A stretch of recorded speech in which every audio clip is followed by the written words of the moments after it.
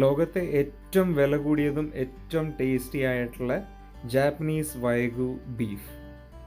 ഒരു പൗണ്ടിന് $99.99, $100 ഒരു പൗണ്ടിന് വില. ഒരു പൗണ്ട് എന്ന് പറയുന്നത് ഏകദേശം ഒരു 453 ഗ്രാമോളം വരും. അങ്ങനെ വെച്ച് നോക്കുകയാണെങ്കിൽ നാട്ടിൽ 1 കിലോയ്ക്ക് 16,060 സംതിങ് റുപ്പീസ് വരും. അത്ര എക്സ്പെൻസീവ് ആയിട്ടുള്ള ബീഫ്.